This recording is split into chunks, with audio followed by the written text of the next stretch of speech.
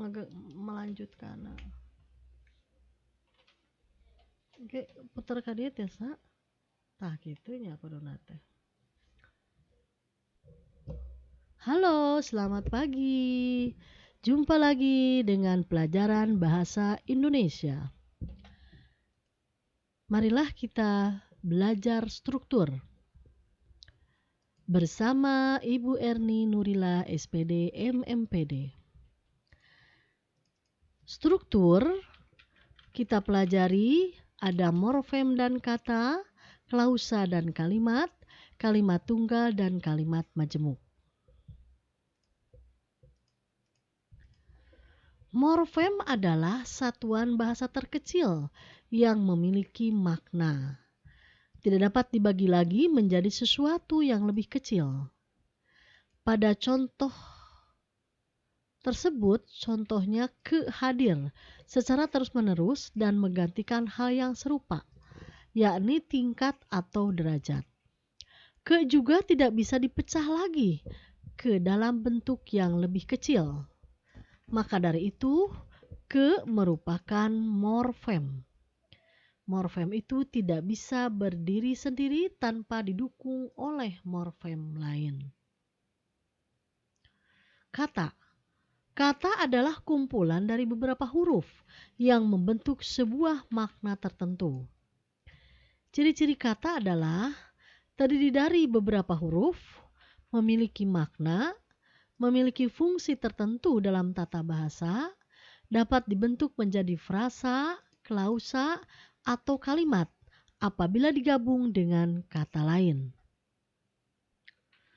Bentuk kata dibagi menjadi ada kata benda seperti kucing, padi, piring, dan sebagainya. Ada kata sifat seperti cantik, rindu, dingin, dan seterusnya. Ada juga kata kerja seperti makan, baca, tulis, dan sebagainya. Ada juga kata keterangan seperti pagi, besok, halaman, dan lain-lain. Kata bilangan seperti satu, pertama, beberapa, dan seterusnya. Ada lagi kata ganti seperti saya, mereka, siapa, aku, dan seterusnya. Kata tugas seperti sejak, tanpa, itu, pun, sewaktu-waktu, selamanya, dan seterusnya. Klausa. Klausa adalah gabungan dua kata atau lebih yang terdiri dari subjek dan predikat. Umumnya klausa akan dilengkapi dengan objek, keterangan, dan pelengkap.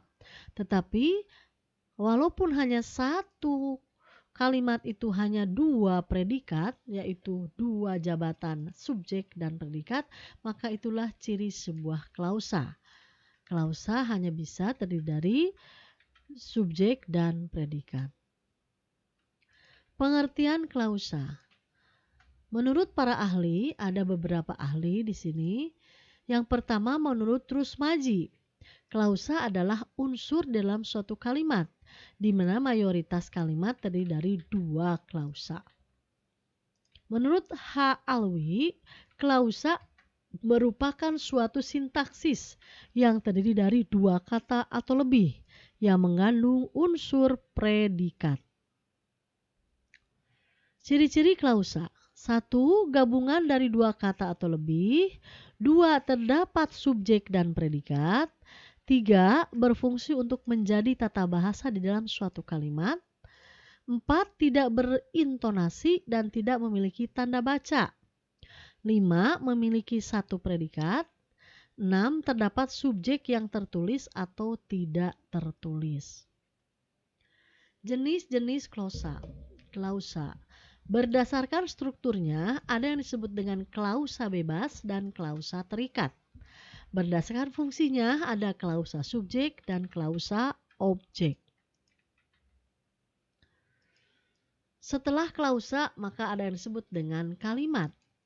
Secara umum, kalimat adalah gabungan dua kata ataupun lebih, baik itu dalam bentuk lisan maupun tulisan yang disusun sesuai pola tertentu, sehingga memiliki arti. Pengertian kalimat menurut beberapa ahli, pertama menurut Ramlan, M. Ramlan ya, tahun 1996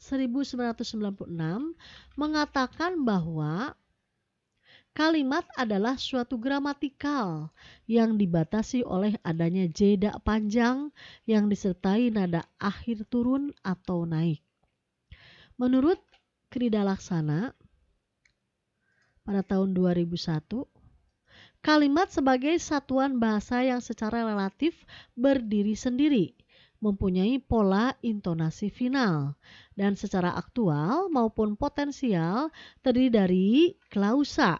Ada klausa bebas yang menjadi bagian kognitif percakapan, satuan proposisi yang merupakan gabungan klausa atau merupakan satu klausa yang membentuk satuan bebas.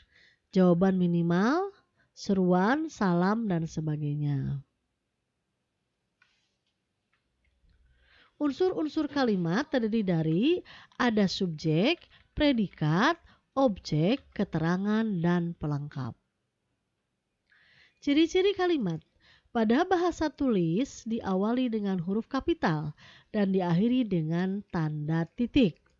Atau bisa juga kalau kalimat tanya, berupa kalimat tanya maka diakhiri dengan tanda tanya. Serta kalau merupakan kalimat perintah maka ada tanda seru. Kalimat aktif minimal terdiri dari subjek dan juga predikat. Predikat transitif disertai dengan objek. Predikat intransitif bisa disertai dengan pelengkap. Ciri-ciri kalimat mengandung anggapan yang lengkap atau informasi yang lengkap. Jenis kalimat. Jenis-jenis kalimat berdasarkan jumlah klausa. A. Kalimat tunggal, B. Kalimat bersusun, C. Kalimat majemuk. Jenis-jenis kalimat berdasarkan fungsi subjeknya ada A. Kalimat aktif dan B. Kalimat pasif. Jenis-jenis kalimat berdasarkan pengucapannya ada kalimat langsung dan kalimat tidak langsung. Kalimat tunggal. Kalimat tunggal adalah kalimat yang terdiri dari satu klausa bebas. Kalimat tunggal sering disebut kalimat sederhana atau disebut kalimat simpleks atau kalimat eka klausa atau satu klausa. Kalimat majemuk. Kalimat majemuk adalah kalimat yang terbentuk dari beberapa klausa bebas. Kalimat majemuk sering pula disebut kalimat setara.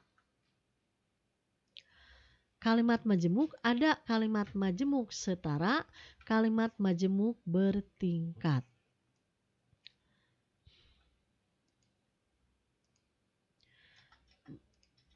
Demikian yang bisa saya sampaikan. Nanti kita lanjut lagi ke materi yang lain. Banyak jenis-jenis kalimat majemuk. Silakan saudara bisa mencari lebih lengkap lagi tentang kalimat majemuk. Terima kasih atas perhatian. Wassalamualaikum warahmatullahi wabarakatuh.